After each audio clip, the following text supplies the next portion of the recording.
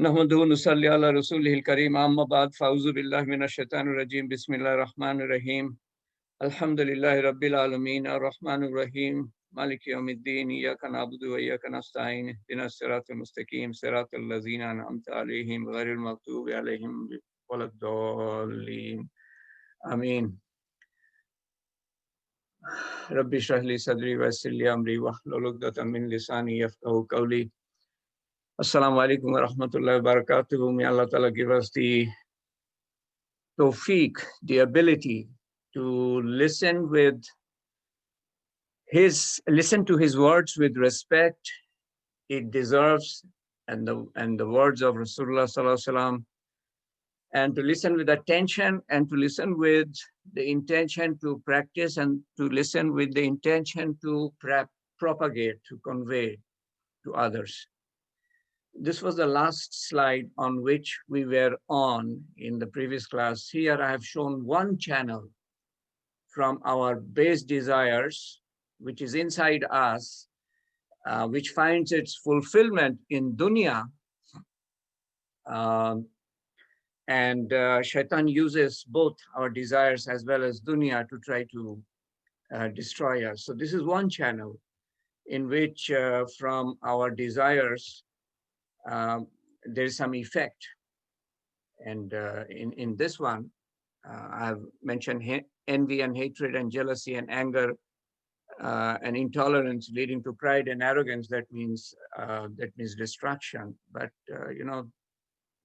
this channel can take any number of forms. I've just suggested one channel. So we have covered up to this part in the first of our session 4 weeks ago, and then the red ones in our session 3 weeks ago, and the green one 2 weeks ago, and part of the green one 1 week ago, and then part of the blue one 1 week ago, partly covered last Sunday. And today we will finish the remaining part, inshallah. And since the overarching topic is what is Islam, I thought we should not finish without talking something about some of the do's and don'ts in the Quran. We cannot talk about all of them.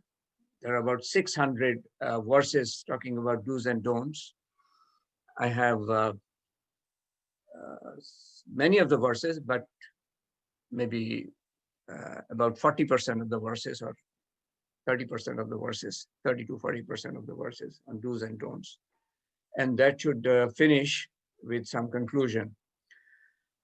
So dispelling shaitan, additional comments. Previous section was dispelling shaitan. So this is additional comments. Now, one of the things that happens when somebody as accomplished as Shuja or Anis or Tawheed or the ambassador, any one of us, as accomplished as some of us are, there's a feeling of pride in us. And if not, then Shaitan tries to infuse that in us. And we always have to deflect that. Whatever pride we feel about in terms of some achievement is because of tawfiq given by Allah. He has created me. I have no existence of my own. I did not come on my own. He has given me all the abilities. And how can I claim credit for anything that I may have been able to do? He has given the tawfiq. So why should I feel pumped up? And I will take an example of a person from an industry that the religious people will totally shun. and will despise them even. But I'll take the example from one person, a very famous singer in India. It surprises me that how this person, in spite of his sky-high fame, even 1980 he died, I think. So even after 40 years, he remains so popular, as much as because of the voice that Allah Ta'ala gave him, the melody that Allah Ta'ala gave him, as much as for that, as for his qualities. So I'll cite 2 or 3 examples. Once he was singing and in a studio, and the song was recorded, and generally in those days, I don't know what it is now, but he died 40 years ago, so it is 50 years old, let's say, the story. So he was inside a glass case where he was singing a duet with a female singer. And one of his well-known person was there sitting in the audience, listening to the recording or seeing the recording. And at one point, Muhammad Rafi, about whom I'm talking, his part finished for a few seconds, and he chanced to look at his fan, his well-known fan. And the fan somehow indicated like this, that you are doing great. And he immediately put his finger towards the sky to mean, he couldn't talk from there, to mean it is from Allah. And every time anybody praised him, he would point his finger towards the sky or say, it is from Allah. He always deflected. He was so humble. I mean, he was so humble. It is said that when he would talk, you would have to listen to him very intently, because he would talk so softly, so humbly. But when he would get up on the stage, he would be like a tiger. The other example I wanted to give about him, his humility, is he was walking one day in front of his house in the garden on one side, away from the gate, and one of his fan came to the gate to the security person asking to see Muhammad Rafi. And the security person said, he's not at home. And Rafi was walking inside the garden. And the person said, can you please allow me? Can you please allow me? I know he is at home.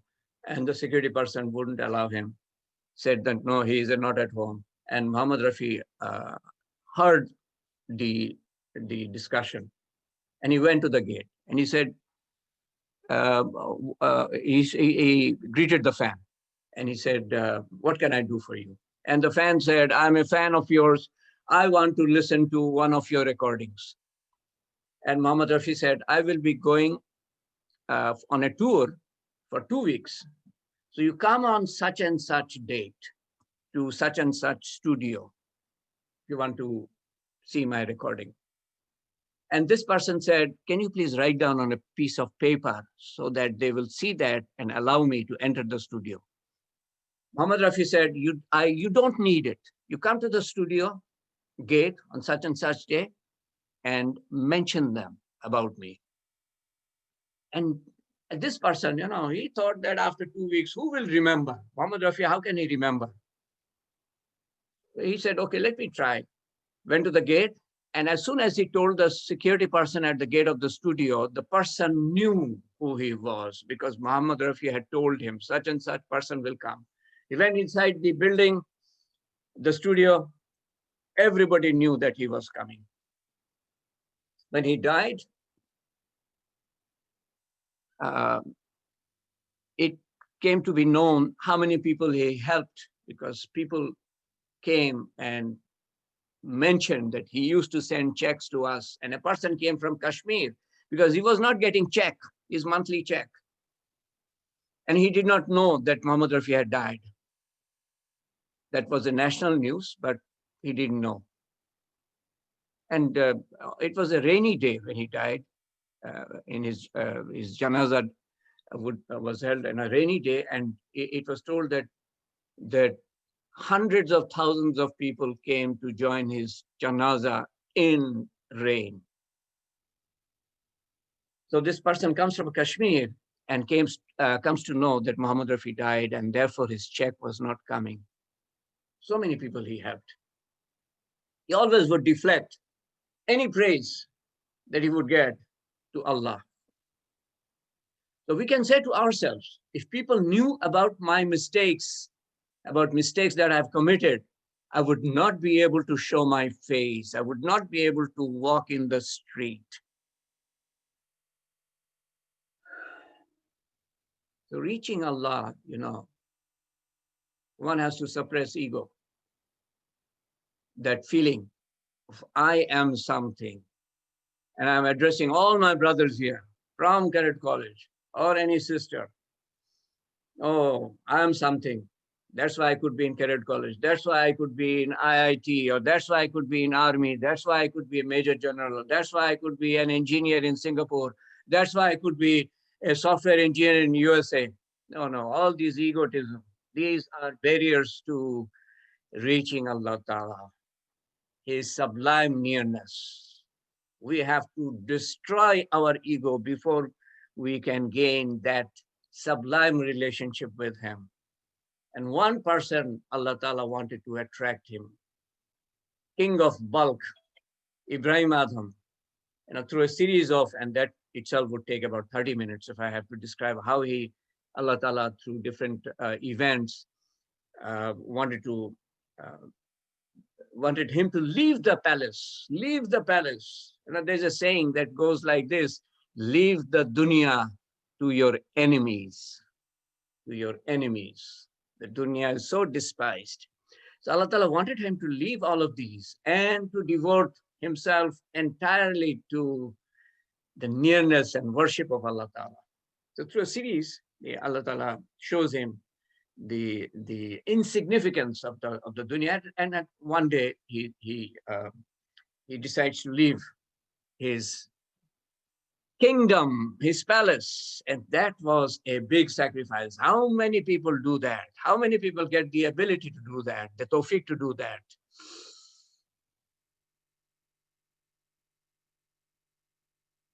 That was a big sacrifice. Hardly anybody does that. So I will read because it is written in such a succinct manner. If I want to say that, I will take more time. So Ibrahim Adham renounced the world.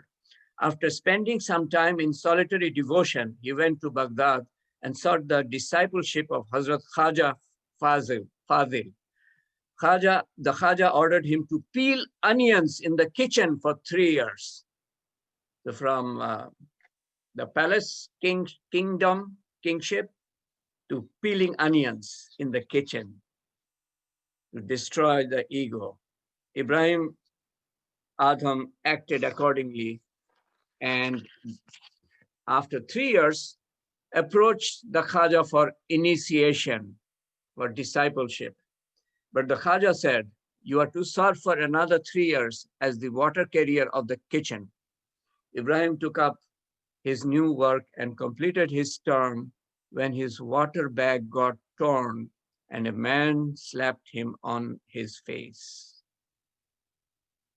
In a tone full of rage, Ibrahim cried out, had I not abandoned the kingdom of bulk, I would have given you its due return. আমি তোমাকে দেখিয়ে দিতাম, আমি যদি এখনো বাদশা থাকতাম। তো সেই ভাবটা এখনো আছে, that feeling of king, of ego, of the bloated ego of a king, the arrogance, the pride, the rage still raged on. He then went up to the Khaja, that means Ibrahim Adham. But the Khaja said, you have not yet given up anger and pride. So serve for yet another 3 years for the fuel as the fuel carrier of the kitchen. Ibrahim again entered the kitchen and began to serve accordingly, now as a fuel carrier. When the term was served out, the rope of his fuel bundle, cart banda chilo, to dorita chire jay, gave way and the cook slapped him on his face. Ibrahim said, now this was 6 years later. He left the kingdom 6 years ago, 3 years and 3 years, in two different assignments. Ibrahim said, I'm sorry for my negligence. I'm sorry for my negligence, meaning this was my fault. I'm sorry for the pain. I'm more sorry for the pain that the slap, you slapped me, that the slap must have caused to your palm, to your palm. তোমার হাতে তুমি ব্যথা পেয়েছো, এটার জন্য আমি আরো বেশি দুঃখিত. The Khaja called Ibrahim and admitted him into discipleship.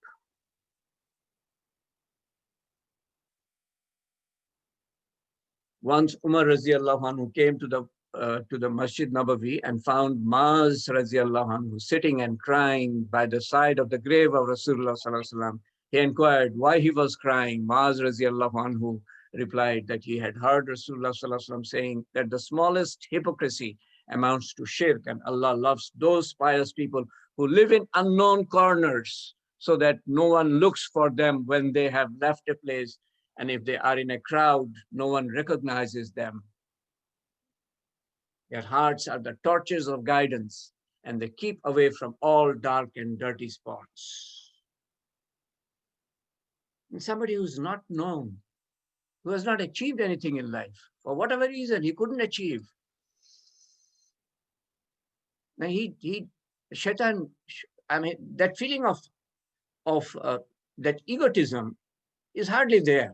Shaitan can hardly use that to make him feel important. Such are the people who gain the nearness of Allah. And if we somehow have been able to attain something in life, like Ibrahim Azam, I mean, he was at the pinnacle, being a king, he renounced it because he knew that as long as he's a king, he will be bowed down to, he will be, I mean, everybody will come and talk the best of things, the nicest of things, and please him, and his ego would be fed all the time. He would never be able to gain the nearness of Allah Ta'ala. Adopt patience in adversity. Patience is half of Iman. You know, I'm talking about our Bokul. I have had some correspondence with him. I wanted to know about him. And what I came to know about what he went through in the last year or so, basically, amazed me that this person, in spite of all the losses that he suffered as a result of a very changed world, his world has turned upside down, actually. He is full of reliance, tawakkul on Allah Ta'ala. I'm not trying to, may Allah Ta'ala save him from any, if he's here. I don't know if he's here. If he feels pumped up because of what I'm saying, may Allah Ta'ala protect him. I'm praying for that. I'm just using him as an example so that we can also adopt patience under any circumstance. He went through a lot of losses. He still is, I don't hear any complaint from him. I wish I could get that patience. I pray to Allah Ta'ala, and I pray to Allah Ta'ala that Allah Ta'ala protects him from any use of whatever I've said by Shaitan to try to pump him up. Arrogance of piety. There can be so many examples, but this example came to my mind that I heard from a very well-known scholar from Pakistan who, you know, he made effort. He's in the effort of Dawat and Tabligh, by the way. He belongs to a Zamindar family, and somehow Allah Ta'ala guided him to ilm, seeking ilm. He's a prophet, I mean, he's a scholar, and then guided him to Tabligh. And he goes virtually he will be at home for maybe a month or so, and he will be in Tabligh for 2 months and go home and stay for a while and go in Tabligh, home and Tabligh and home and Tabligh. This is his life. So he found that there were prostitutes in his area. He's the son of a zamindar. There are prostitutes in his area. And he started making effort on them. Everybody overlooks them, you know. You go and visit people, invite them, even Tabligh Jamaat invites them door to door, but overlooking the prostitutes. So he started making effort, and they were amazed. They were amazed that a person of his stature, in worldly terms, as well as in terms of deen, would come to him and not ask them to take away their dress. Everybody comes to them, give them money and take away their dress and defile them. They are also human beings. So he made effort on them and took some of them with his money for Hajj, in one Hajj. And this is that story. He says that one day, and this is on the day of Arafah, a very, very well-known prostitute, Nargis, I remember the name, comes crying. What is the story? Comes crying to him. The story is that in Mina, where, you know, anybody who says, "Oh Allah, maaf," and he doesn't finish maaf karo dao, forgive me. He doesn't finish the sentence, Allah Ta'ala forgives.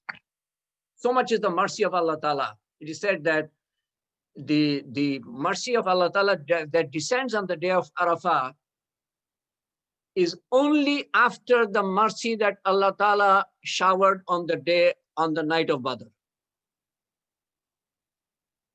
So on that day, this lady who has sought the forgiveness of Allah, she's trying to come to the straight path. She sat on a mat in which there were some, you know, rich ladies, wealthy ladies, and they started rebuking her. How dare you sit on this mat with us, you such and such? How dare you sit? And started using all sorts of language on her on the day of Arafah, when Allah Ta'ala forgives everybody and the door to forgiveness is open to anybody. So she comes crying. And this is the story, basically. So from the point of view of the ladies, the rich ladies who considered themselves to be pious, quote unquote, they were showing arrogance of piety on the day of Arafah. And shaitan can take such measure, you know, as I will relate to you through the life of Hazrat Abdul Qadir Jilani, highly accomplished Sufi. Shaitan tried in different ways, and he was a scholar also. So you cannot play with him.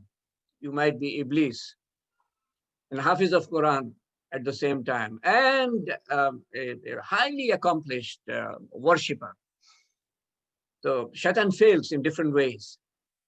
Keeps on trying, you know, he never gives up. He never gives up on anybody. So one day, Hazrat Abdul Qadir Jilani sees that the clouds have come pretty close, and there is as if Noor behind the clouds. And Shaitan creates this scene so that Abdul Qadir Jilani prostrates before the cloud as if the Noor of Allah is behind the cloud. Try to visualize the scene. Abdul Qadir Jilani, Rahmatul Alayhi, realizes that Allah Ta'ala will not do something like this. It is not Allah. It is Iblis. And he says, La hawla wa la quwwata illa billahi al-ali al-azim, or Auzu billahi minash shaitanir rajim. I forgot one of the two. I read the story about 45 years ago. And Shaitan runs away. Iblis runs away. But before running away, he makes one last effort. He says, you have saved yourself through your ilm. And Abdul Qadir Jilani says, no, I saved myself from the mercy of Allah. Once somebody accosted Iblis, came across Iblis. This could be a prophet, I forgot, or an accomplished pious person, and asked Iblis, who are your friends? Iblis said, person who gets angry. I mentioned this a few weeks ago. Person who gets angry, person who's stingy, bokhil, creep on, and a drunk. These are my friends. So if somebody has any one of these three qualities, he's my friend. If somebody has all three of these qualities, he is my peer. I am his murid. He is my master. I am his disciple. He has anger, he has stinginess, he is drunk, or he drinks.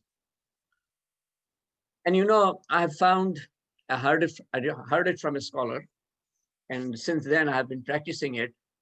I think Allah knows best how many decades ago, that whenever you feel waswas coming to you in your heart, you say, Auzu billahi minash shaitan rajim. This also I mentioned a few weeks ago. Auzu billahi minash shaitan rajim 3 times, turn to the left and do the act of spitting. Act of spitting 3 times. Not spit, but do the act of spitting 3 times. It is very effective, very effective. And I'm forced to do it few times a day. Do not pass critical comments on anyone behind his back,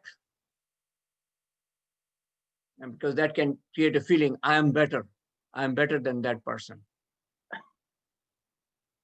And we don't want to give ourselves that chance that I am better.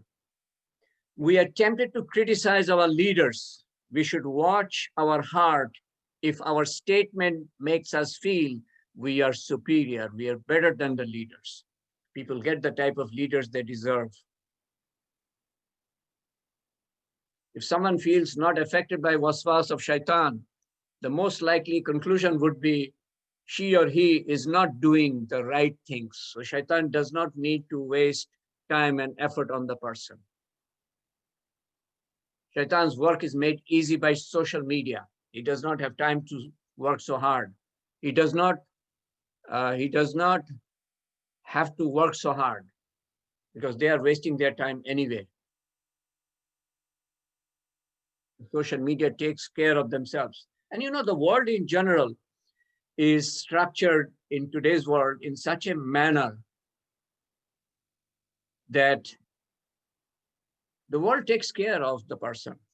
Shaitan doesn't have to distract the person. He does not have to create waswas in those who are lost in kufr. Shaitan uses dunya and nafs to derail us. In times of difficulty, he makes us think of worldly means, adopt worldly means, and not pray for Allah's help. I've asked people, you're taking medicine. Did you ask for Allah's help first? And they sit in my halqa. And that's how I know them. And they said, no, I haven't prayed to Allah. I took the medicine. Just think of it. In that sense, in that case, the belief is the medicine would cure me. Allah Ta'ala gives some abilities to medicines, to chemicals. To his creation, he has given some power. But we, on the other hand, should not have the feeling that these worldly means would help us by themselves. They can help us. We should not have that feeling that the medicine by itself can cure me. Musa alayhi salam, you know this story. He had a stomach pain or some ailment. He asked Allah Ta'ala, or he told Allah Ta'ala about it. Allah Ta'ala asked him to use the leaf or the root or something from certain tree. Musa alayhi salam did it and he got cured. And next time he had that same ailment, he did the same thing and he wasn't cured. And he asked, next time he met Allah Ta'ala, he asked, what was the reason? First time he was cured, second time he wasn't cured. Allah Ta'ala said, first time you had trust on me, the second time you did not have trust on me, but on that means. You had trust on the tree. Shaitan infuses in us worldly concerns and fear of people to make us ignore or disobey Allah. দুনিয়ার সম্বন্ধে চিন্তা, দুনিয়া কি মনে করবে আমি যদি এটা করি? Whereas what Allah thinks is of paramount importance. And the paramount example that came to my mind is that of Abu Talib, who protected Rasulullah Sallallahu Alaihi Wasallam from the time Rasulullah Sallallahu Alaihi Wasallam lost his grandfather, Abdul Muttalib. And from 8 years age, he was taken care of by Abu Talib until Abu Talib died when Rasulullah Sallallahu Alaihi Wasallam was about 50 years old. Protected his nephew.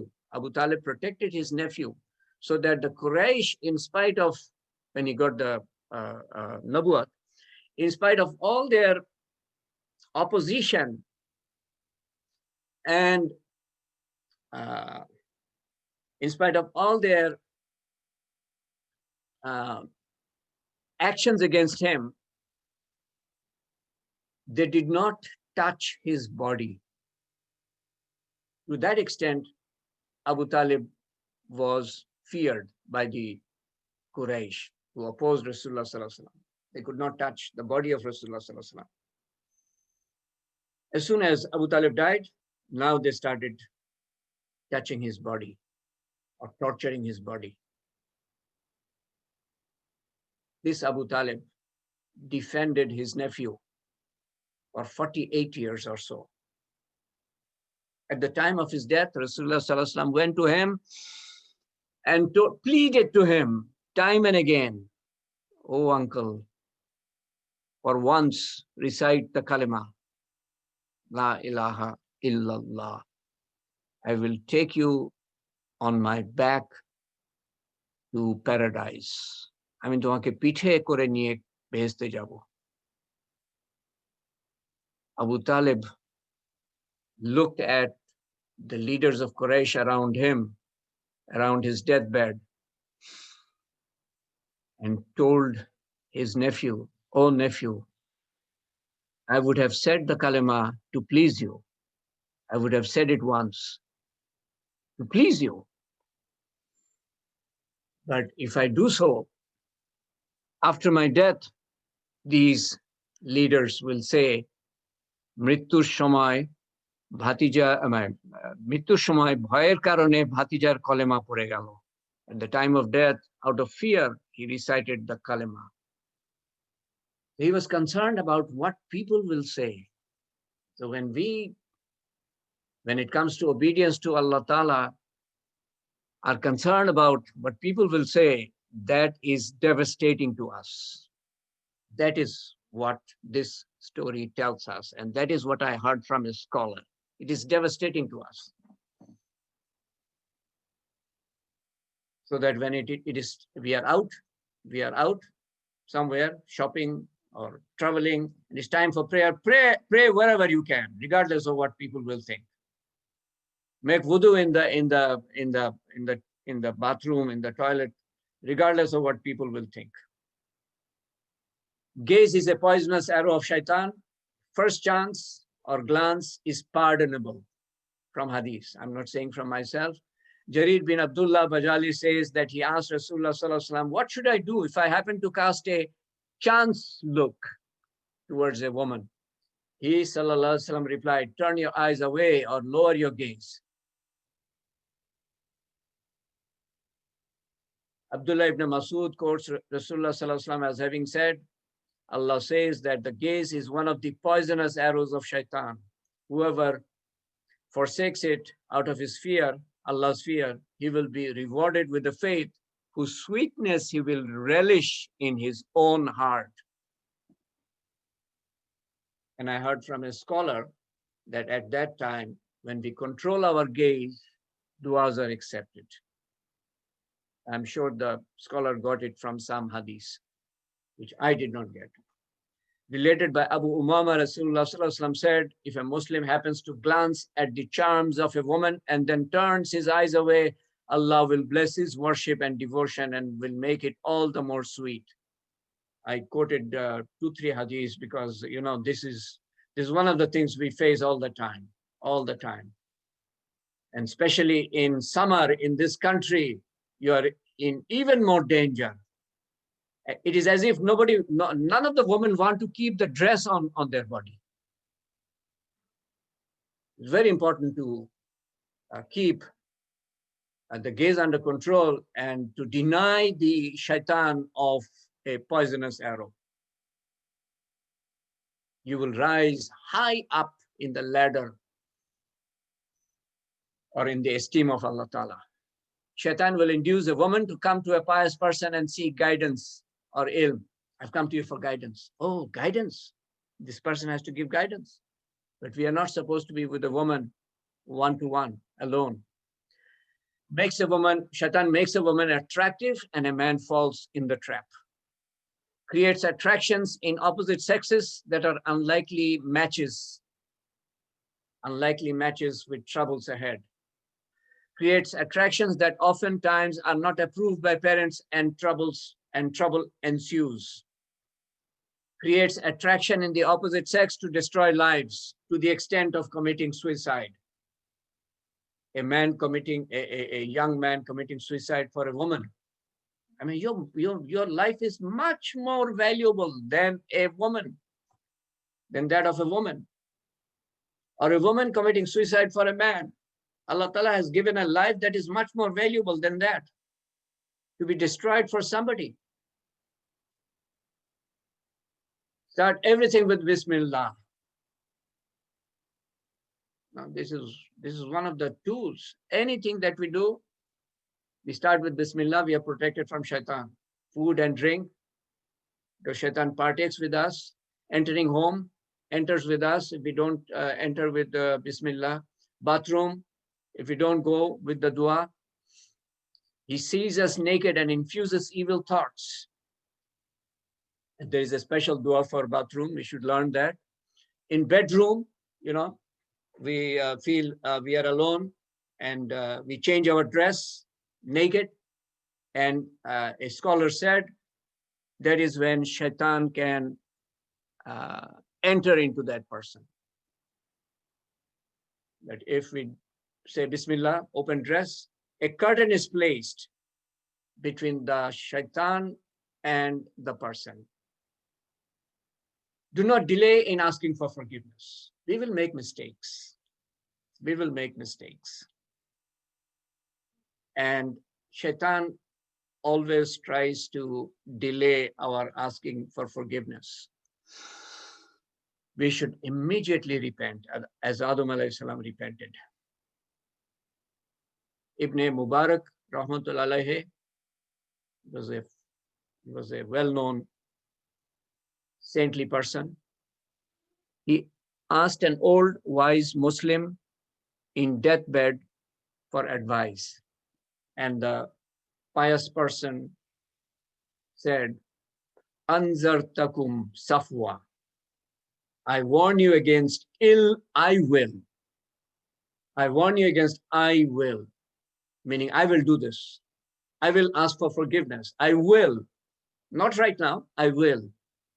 I will repent and stop disobeying, but after sinning once more. Because of the pleasure of sin. I'll sin once more and I'll ask for forgiveness. Shaitan puts that in the heart. Delay. And then when I do second time, again the same thought is put by shaitan. Third times, again, same thought put by shaitan, until a time comes that he may not get the ability to ask for forgiveness because his heart has hardened. Oh, you will ask for forgiveness before death. Don't worry. And he suddenly dies without seeking for forgiveness. May Allah Ta'ala protect us from that.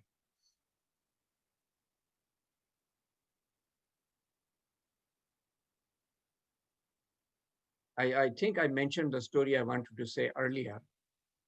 I don't quite remember if there was anything else that I wanted to add at this point about Hazrat Abdul Qadir Jilani and Rahmatullah Alayhi and Iblis. So conclusion, follow Quran and Sunnah. Looks simple, but it's not all that simple. Seek Allah's help at every step. Who remembers Allah while standing or sitting or lying on their sides and give thought to the creation of the heavens and the earth. So Allah Ta'ala mentioned that. I mean, that we remember Allah all the time, basically. And this is the reason. When we remember Allah, we are protected from shaitan. He lies in wait until we forget Allah, and he comes and injects poison, enters our heart and puts waswasa. And that's the reason Allah Ta'ala asks us to remember him at all times, in all positions. Allazina yazkuruna laha qiyaman wa qu'udan wa la junubihim wa yatafakkaruna fi khalqis samawati wal ard. Know our weaknesses, nafsaniyat, and suppress them. Understand the reality of dunya, the value of dunya. It doesn't have value equal to the wing of a mosquito in the esteem of Allah. We fulfill the urgings of our nafs using means the dunya offers. Our nafsaniyat urgings, desires, egotism is within us. These are satiated through what is available in dunya.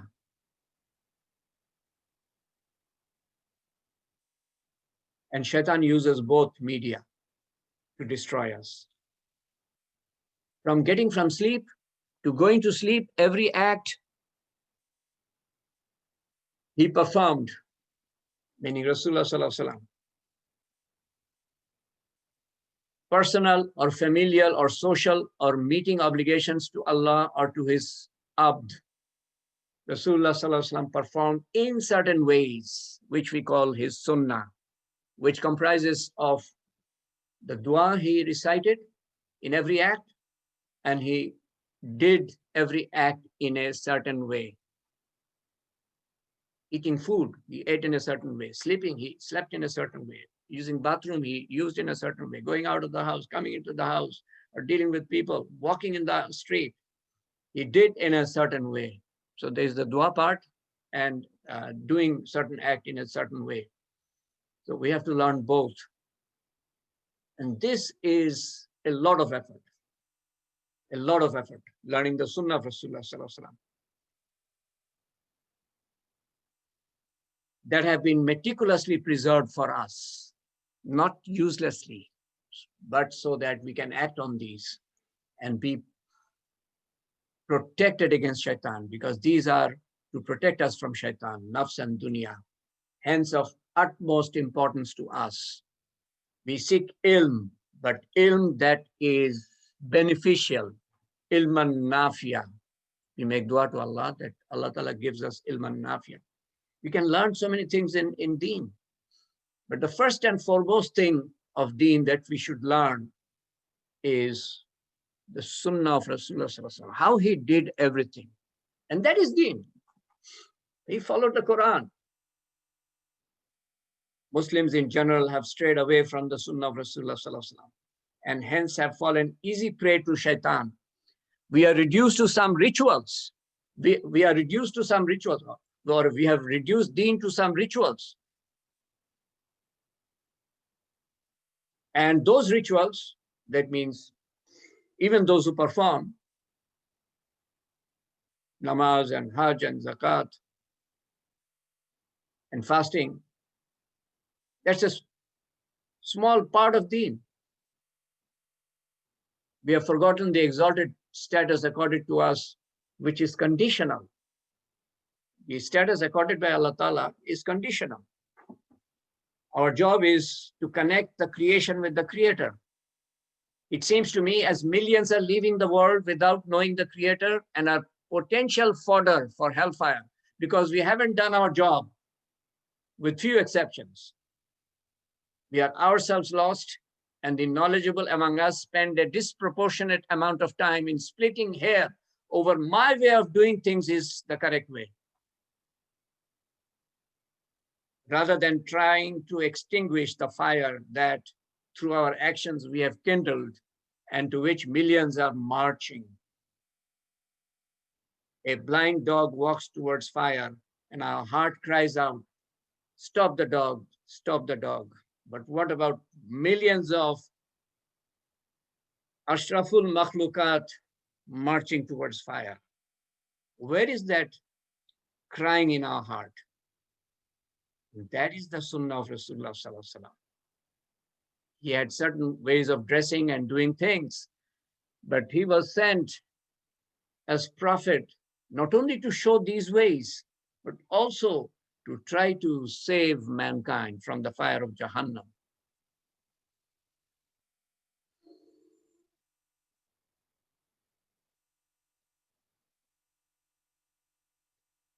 We are away from his ways of doing things, and we cannot protect ourselves from shaitan, and we are away from the sunnah of his heart, which was the crying for mankind as to how they can be saved from the fire of Jahannam. We do not have concern for our family members, for our friends, some exception. I'm not talking about anybody in this. What is happening to the ummah? Where is that caring and concern for, firstly, our own selves, our own family members, our own relatives, and then our friends, and then the net should, or the circle should expand. So the last part is do's and don'ts in the Quran. Confucius said life is really simple, but we insist on making it complicated. The same holds true for religion. Islam is really a very simple religion, but we insist on making it complicated. The more complex and complicated we make it, the more distant we go from the truth. Leo Tolstoy, the famous Russian novelist, said, and this is something I didn't know. There was an article written by Halimur Rashid Khan Bachu, 5th batch. I mean, this was his PhD dissertation in Russia on Tolstoy, or that's my understanding, but at least he wrote an article that was published. And when I read that article, it seemed to me that Tolstoy was a Muslim, or he was very close to being a Muslim. But what is written here, just see that. If a person is given only two choices, this is not from Bachu, this is from somewhere else. If a person is given only two choices, and the choices are to adhere to the Orthodox Church or Islam, so these are the two choices, any sensible person will not hesitate about his choice. And anyone will prefer Islam with its acceptance of one tenet, single God, one God, and his prophet. Instead of such complex and incomprehensible things in theology as the Trinity, redemption, sacraments, the saints and their images, and complicated services. And therefore, and it goes on, and therefore, please regard me as a kind Mohammedan Muslim, and all will be fine. If this is really from Leo Tolstoy, he was a Muslim, the writer of War and Peace.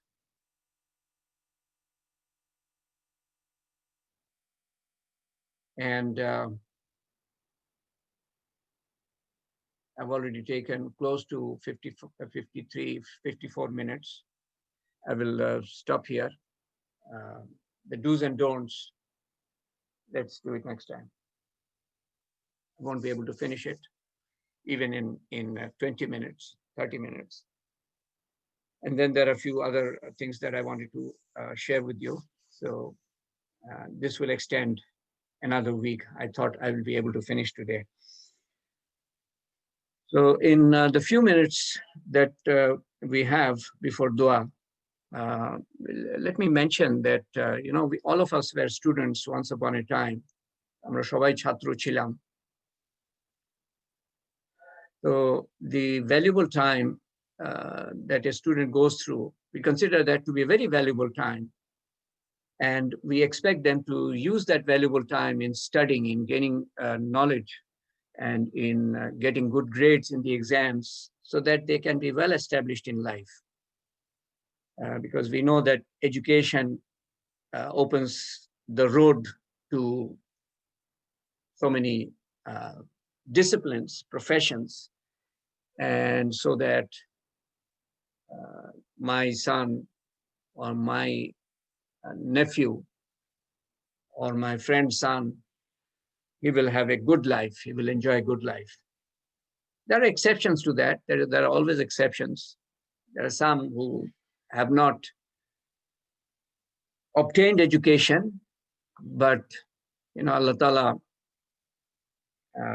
put in his lot a good life, worldly life, through inheritance, or he got connection to a good business through some contact, and he made a lot of money. So those exceptions are there. Even without education, there are examples of people who have been able to lead the good worldly life without education. But education, generally speaking, is a passport to a good worldly life. And so everybody wants to spend their valuable time when they are students and make use of the time so that they can get good grades.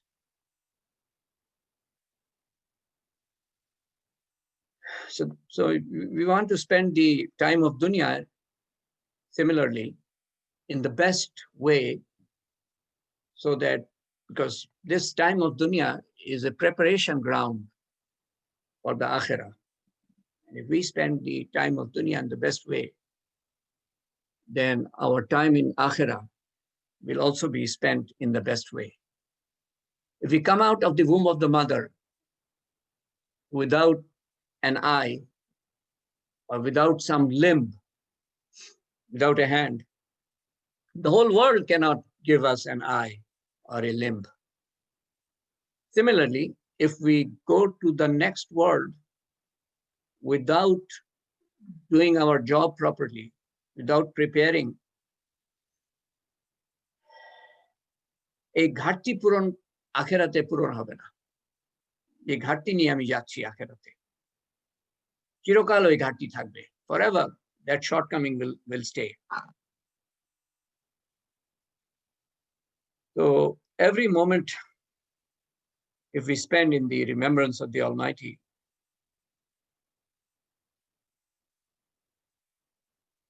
not just to be protected from shaitan, obviously that's a prime goal, to be protected from shaitan, but also gain the pleasure of Allah Ta'ala.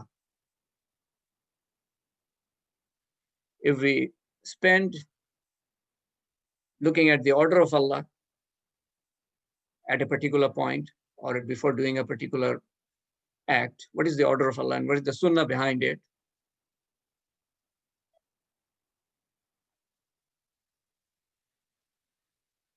That is the best preparation. And also doing everything for the pleasure of Allah.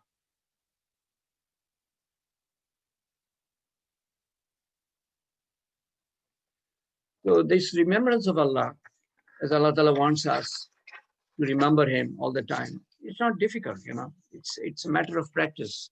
It's not that we have to be in zikr all the time, the tongue moving all the time. No. The back of the mind,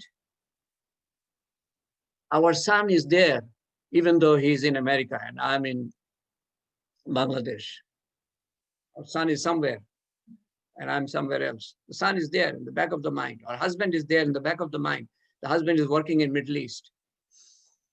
So similarly, Allah Ta'ala should be there in the back of our mind all the time.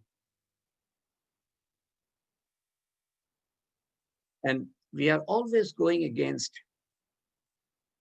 the current. And the current comes from shaitan, our nafs, and from dunya. We're going against them. That is the challenge with which Allah Ta'ala has sent us to dunya. We have to fight these enemies to be able to enter Jannah. So when you go against the current, if you're swimming against the current, you have to use all your energy. Otherwise, you will go back with the current, or you will stay static. To swim with the, to go against the current, you have to exert a lot of effort and energy. Similarly, we have to use a lot of effort against these enemies that we have. And shaitan is hell-bent on taking us to hell.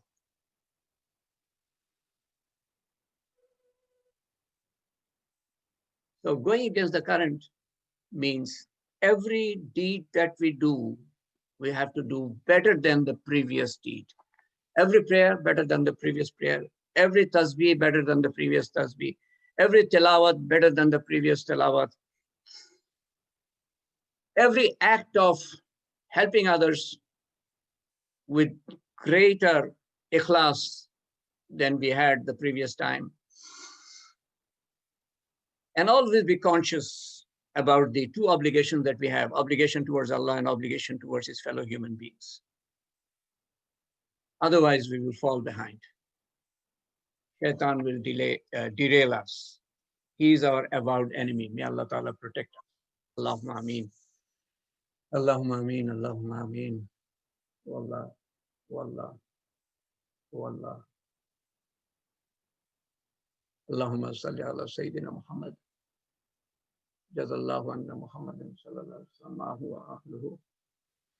Subhanallahil azim wa bihamdihi wa la hawla wa la quwwata illa billahi al-aliyyil azim. Subhanallahi wa bihamdihi adada khalqi wa riza nafsi wa zinata arshi wa midada kalimatihi. Alhamdulillah, alhamdulillah, alhamdulillah, alhamdulillahi rabbil alameen. Ar-Rahmanir Rahim. Maliki yawmiddin. Iyyaka na'budu wa iyyaka nasta'in. Ihdinas siratal mustaqim. Siratal ladzina an'amta alayhim. Ghairil maghdubi alayhim waladdallin. Allahumma anta rabbi la ilaha illa anta khalaqtani ana abduka wa ana ala ahdika wa wa'dika masta'at a'udhu bika min sharri ma sanat abu laka bi ni'matika wa abu laka bi dhanbihi faghfir li fa innahu la yaghfiru dhunuba illa anta.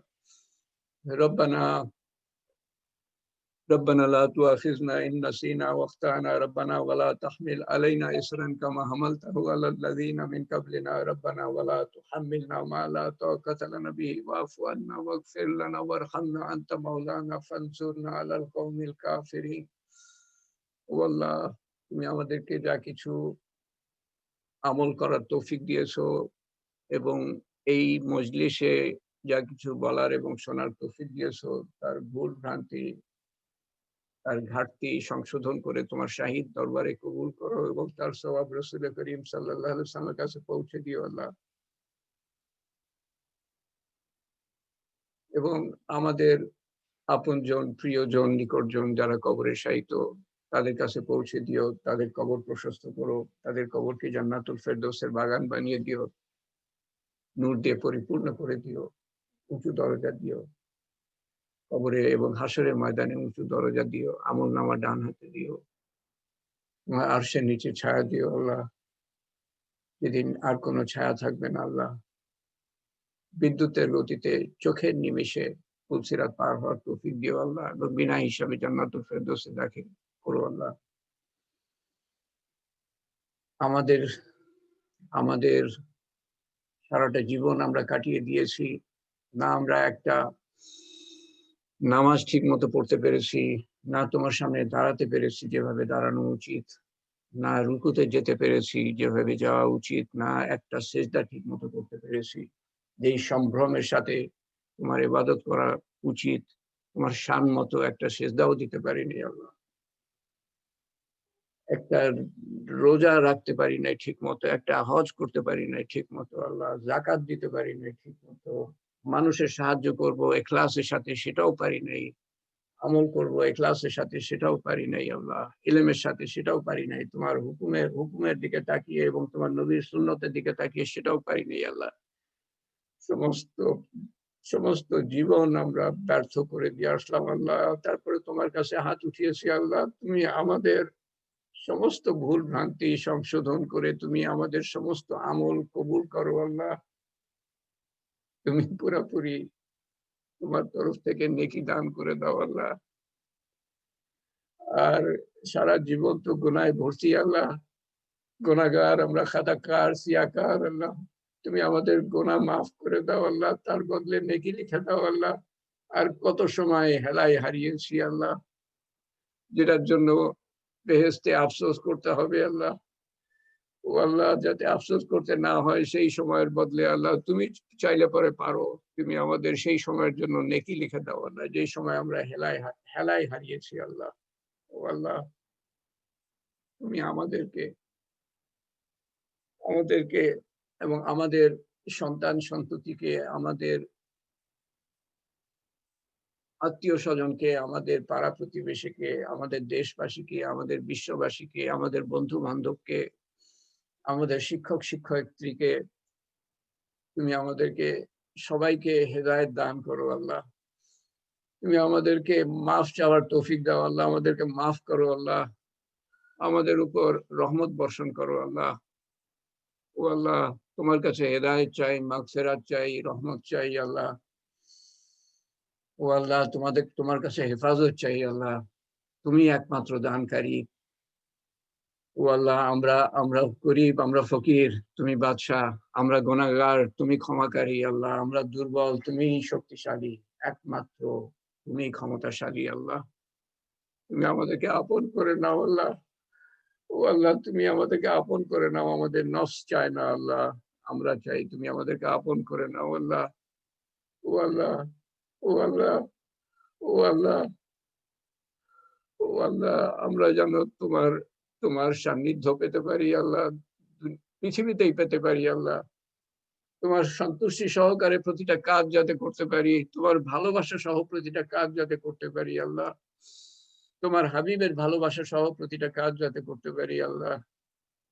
প্রতিটা মুহূর্তে তুমি আমাদেরকে আমাদের নফসের তাড়নার থেকে রক্ষা করো, শয়তানের ওয়াসওয়াসা থেকে হেফাজত করো, এবং দুনিয়ার চাকচিক্যের থেকে রক্ষা করো আল্লাহ, এবং আমাদেরকে হাত ধরে কবর পর্যন্ত নিয়ে যাও আল্লাহ।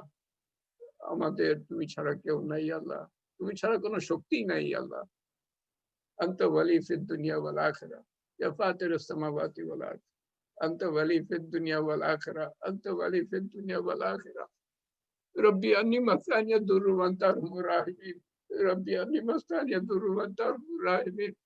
ربي أني مسني الضر وأنت أرحم الراحمين. ربي أنزلني منزلا مباركا وأنت خير المنزلين. ربي أنزلني منزلا مباركا وأنت خير المنزلين. ربي أنزلني منزلا مباركا وأنت خير المنزلين.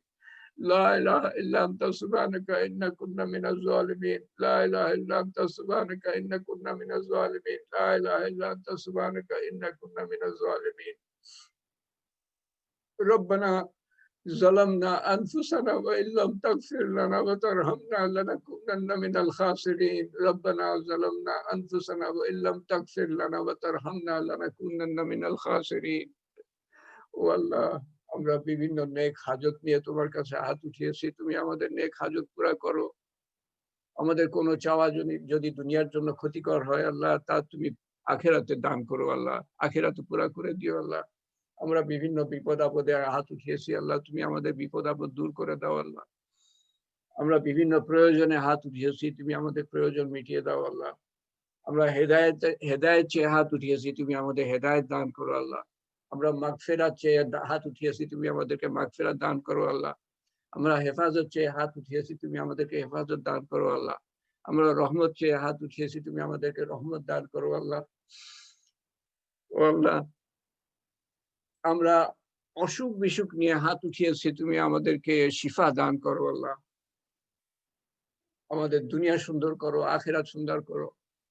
আল্লাহুম্মা আসআলুকা اللهم إني أسألك العافية اللهم إنا أسألك العافية اللهم إنا أسألك العافية ربنا آتنا في الدنيا حسنة وفي الآخرة حسنة وقنا عذاب النار ربنا آتنا في الدنيا حسنة وفي الآخرة حسنة وقنا عذاب النار والله আমরা এতই দুর্বল, আমাদের জন্য কি ভালো সেটাও বুঝি না, জানি না আল্লাহ, তুমি তোমার তরফ থেকে দান করো আল্লাহ। আমরা এতই দুর্বল, আমাদের কিসের থেকে রক্ষা চাওয়া উচিত সেটাও জানি না, তুমি তোমার তরফ থেকে রক্ষা করো আল্লাহ। তোমার হাবিব তোমার কাছ থেকে যা যা চেয়েছিলেন আমরা তাই চাই, তোমার হাবিব যার থেকে পানা চেয়েছিলেন আমরা তার থেকে পানা চাই। আল্লাহুম্মা ও আল্লাহ, ও আল্লাহ,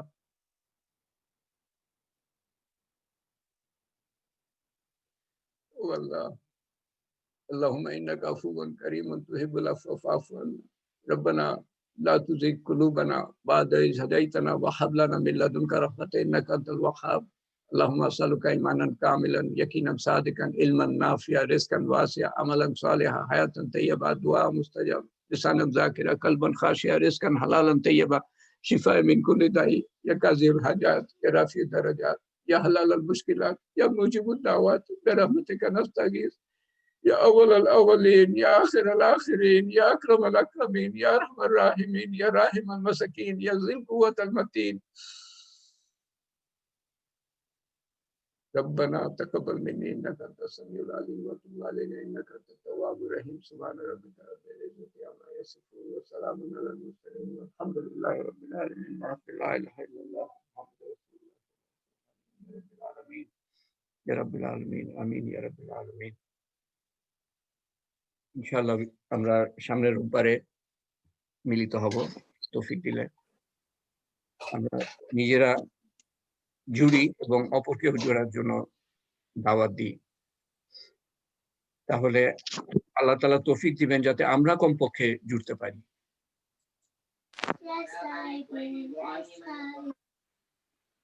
আসসালামু আলাইকুম ওয়া রাহমাতুল্লাহি ওয়া বারাকাতুহু।